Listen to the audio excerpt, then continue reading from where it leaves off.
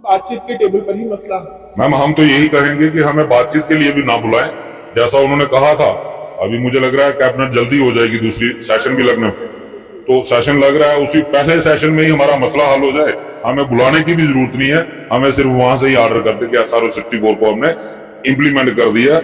उसके बाद वो जो क्रेडिट है वो सेहरा शायद भगवान ने उनको दूसरा मौका दिया है।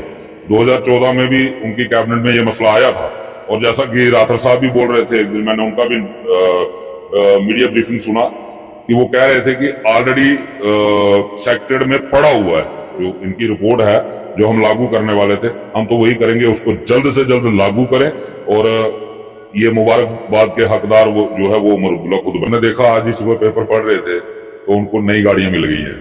MLA के लिए सुविधा सारी है, लेकिन वो डेली वेजर जो इनके सरकारी डिपार्टमेंट 30-30 साल से चला रहा था, वो उसके लिए अभी तक कोई ख्याल जो है वो नहीं है।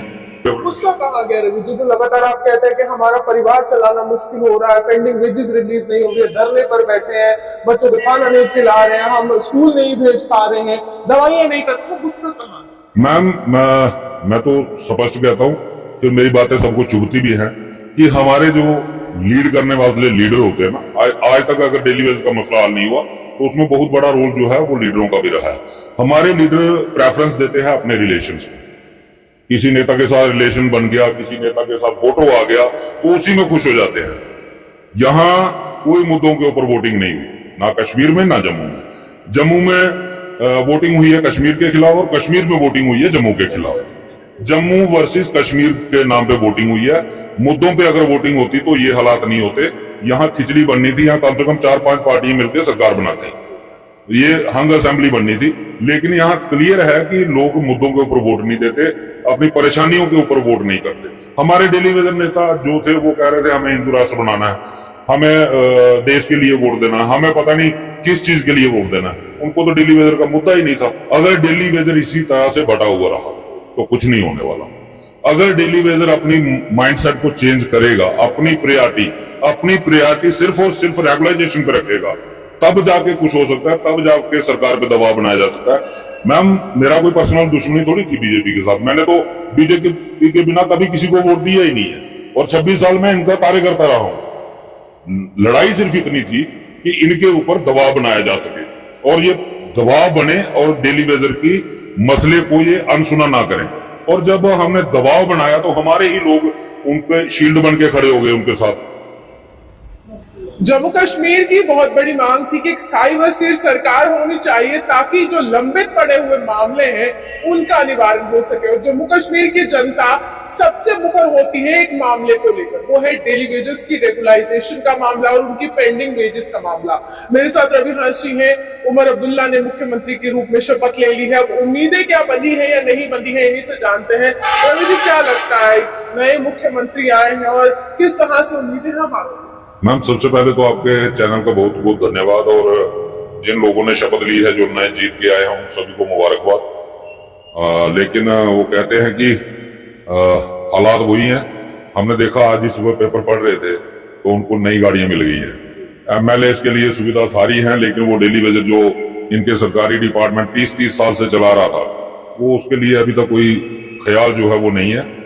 तो फिलहाल देखते हैं कि उमर अब्दुल्ला जी ने वादे तो बहुत बड़े किए थे कि हम डेली वेजर को रेगुलराइज करेंगे, हमारी सरकार आएगी। तो आज उनकी सरकार आ गई है, और मुझे लगता है कि बड़ी जल्दी वो अपना कामकाज भी शुरू कर देंगे।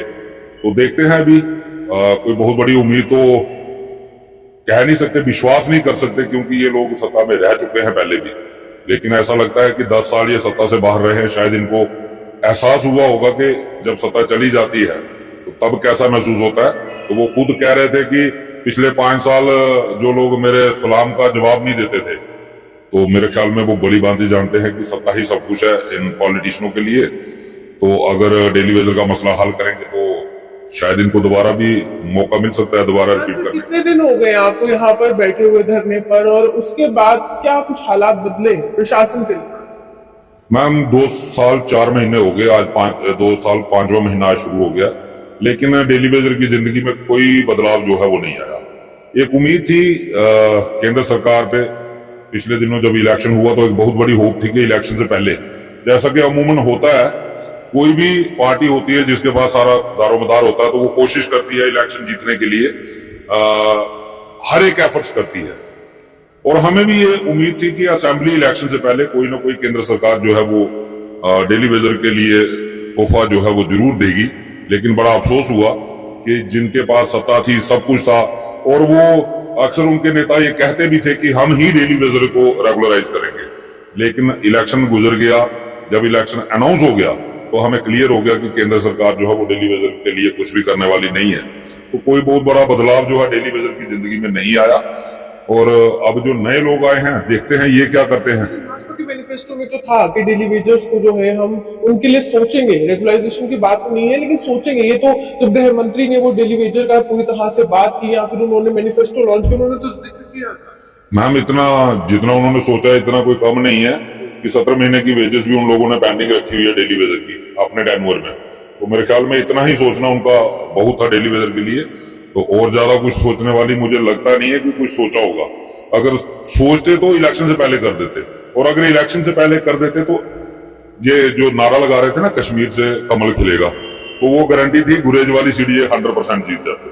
जो 1000 वोटों से हारी है वो 100% इनकी जोली में जाती। आपने आह्वान किया था, आपका वो गुस्सा, आपने लगातार डेली वेजर्स से कहा था कि भरोसा मत कीजिएगा, लेकिन फिर भी जम्मू में 29 सीटें आना, ये किस तरह का सेटबैक था? मैम हमने पार्लियामेंट में कहा था डेली वेजर को कि इनको वोट मत दो, और उसका मकसद यही था कि इनको ये महसूस हो कि हमारे अगेंस्ट एक वेव है, और ये इतना रिस्क ना लें कि डेली वेजर को इग्नोर करके असेंबली इलेक्शन में जाए। लेकिन जब मैंने देखा कि पार्लियामेंट के इलेक्शन में ही हमारे डेली वेजरों ने सरेंडर कर दिया, उन्होंने पॉलिटिशियनों पे भरोसा ज्यादा किया, हमारी बात पे भरोसा कम किया, और उसका रिजल्ट देख लो। असेंबली इलेक्शन के दौरान किसी भी भाजपा के बड़े नेता ने डेली वेजर का जिक्र तक नहीं किया। नहीं किया। नेता ने कहा था कि 10 दिन के भीतर हो जाएगा, देवेंद्र सिंह राणा ने, वो तो वहां तक पहुंचे नहीं। मैम उनको पता था कि जम्मू कश्मीर के अंदर भाजपा की मेजोरिटी में सरकार बनाना तब तक इम्पॉसिबल है जब तक कि जम्मू की सीटें कश्मीर से ज्यादा नहीं होंगी। ये बीजेपी का हर एक नेता, छोटे से लेके बड़ा तक, सब जानते हैं कि बीजेपी की सरकार तब तक नहीं बन सकती क्योंकि कश्मीर से इनको वोट मिलना नहीं, कश्मीर से इनको सीट मिलेगी नहीं।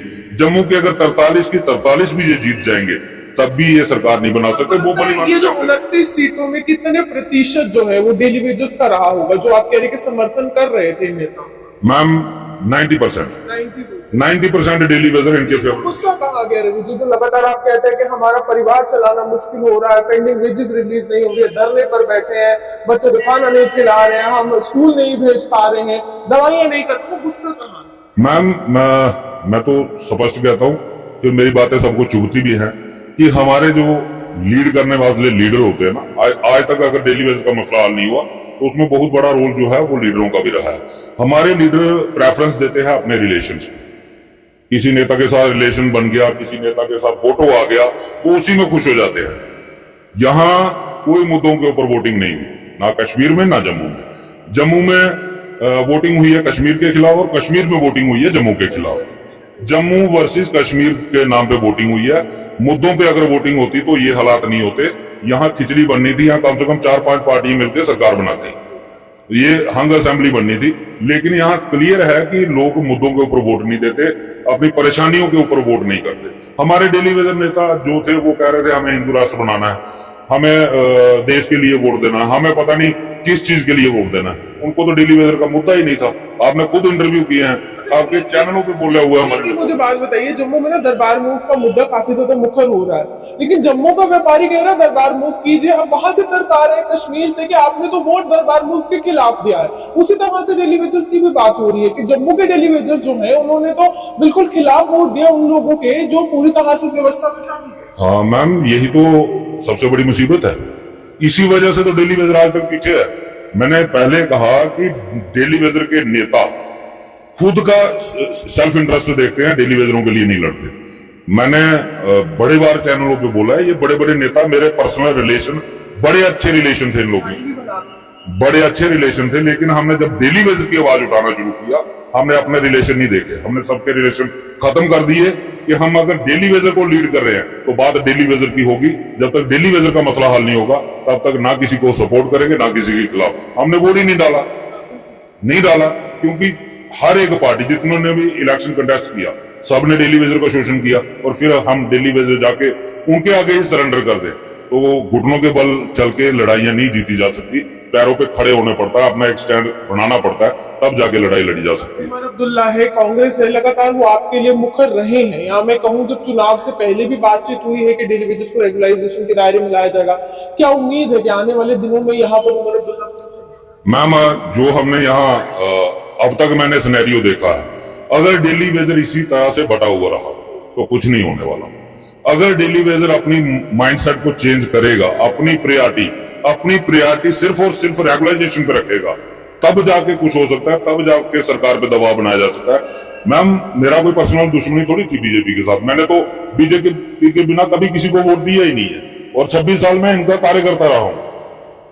लड़ाई सिर्फ इतनी थी कि इनके ऊपर दबाव बनाया जा सके, और ये दबाव बने और डेली वेजर की मसले को ये अनसुना ना करें। और जब हमने दबाव बनाया तो हमारे ही लोग उनके शील्ड बन के खड़े हो गए उनके साथ।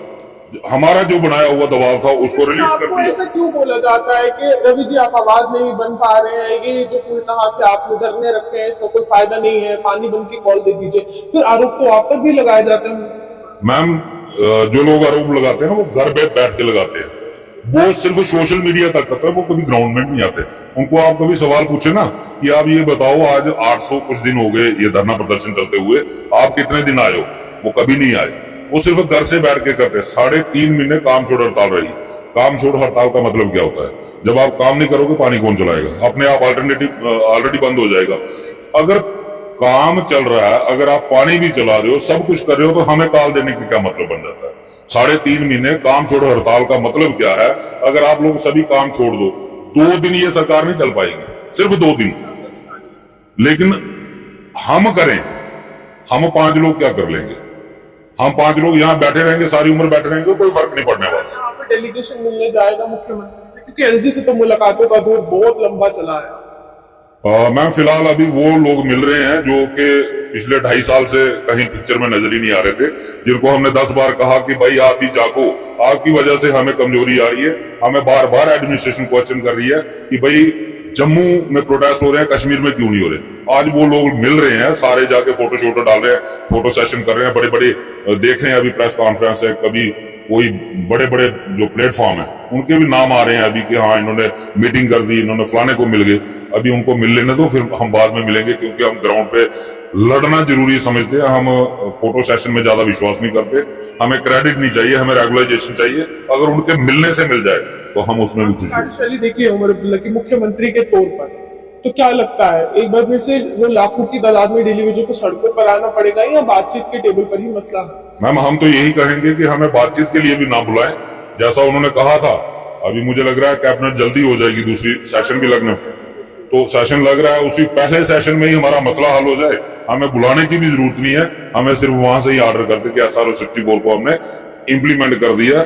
उसके बाद वो जो क्रेडिट है वो सेहरा शायद भगवान ने उनको दूसरा मौका दिया है। 2014 में भी उनकी कैबिनेट में ये मसला आया था, और जैसा कि राठौर साहब भी बोल रहे थे, एक दिन मैंने उनका भी मीडिया ब्रीफिंग सुना कि वो कह रहे थे कि ऑलरेडी सेक्टेड में पड़ा हुआ है, जो इनकी रिपोर्ट है जो हम लागू करने वाले थे, हम तो वही करेंगे, उसको जल्द से जल्द लागू करें। और ये मुबारकबाद के हकदार वो जो है वो उमर अब्दुल्ला खुद